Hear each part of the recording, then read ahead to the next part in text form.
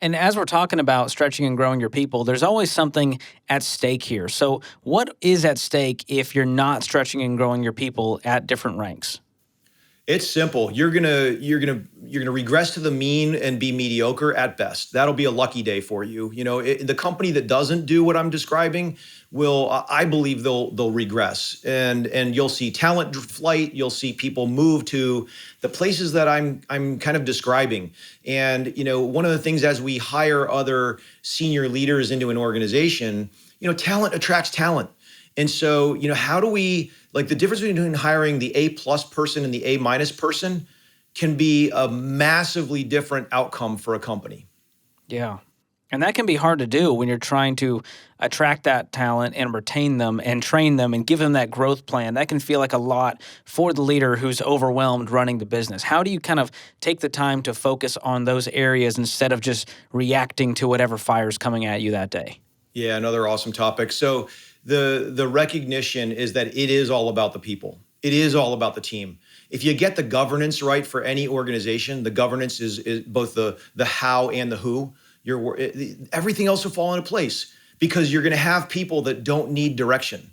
Like, my job at this point has always been to surround myself with people smarter than me. I like to say that we're the average of the people we hang out with. I've always hung out with people who are smarter and faster and stronger, and they pull me up. And sure, there's certain ways where I've got different experiences, and that's why I wrote my book, or I'm passionate about speaking or whatever. And that's where trying to pull people up is really what it's about. And I just think the name of the game is unquestionably people and team.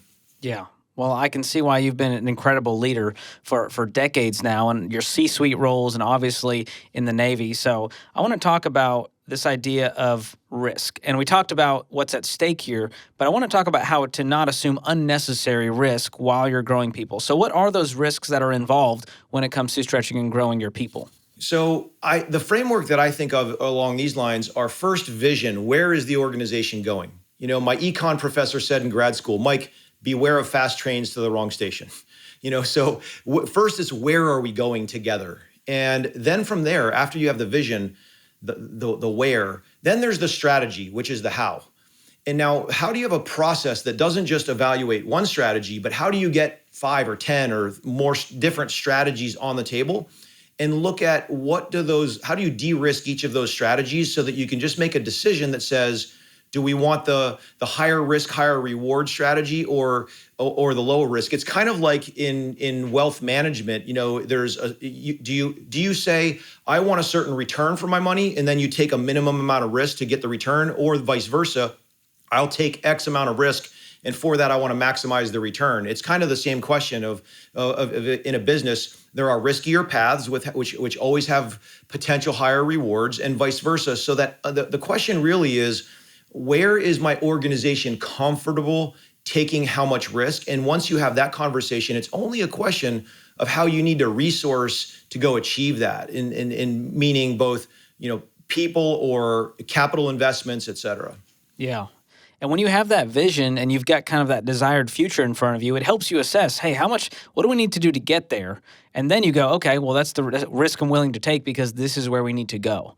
And so there's definitely a different driver there where you're letting your vision drive that instead of going, hey, I don't want to take any risks here, and therefore I'm not going to see any success or growth in my business. It's a question of being deliberate. So many people end up on paths that are not thought out in a top-down kind of way. A lot of us think about jobs, right? When we think about changing where we're going to work, you get hit. The number of people that have been hit with one opportunity that call me and tell me that they're going to go think about this thing, I say, okay, that's great, but if you're going to make a move, why are you going to react to one out of one thing? Why not go generate 100 ideas and then see the dimensions that are important to you? And then you can choose from one of 100 instead of one of one things that randomly landed in your inbox. And so that being deliberate is a thing that a lot of organizations fail to do. I find that a lot of leaders, as they hire people, they go, well, I hired them to work, Mike. I mean, I pay them, they do the work, they go home, everything's fine. I can't sit here and baby them and help them grow. And what do you say to that leader who feels like, hey, this is a waste of my time. I hired them for a job. And what if they leave after I've trained them and helped them grow and they go, wow, I don't need you anymore? What would you say to that leader?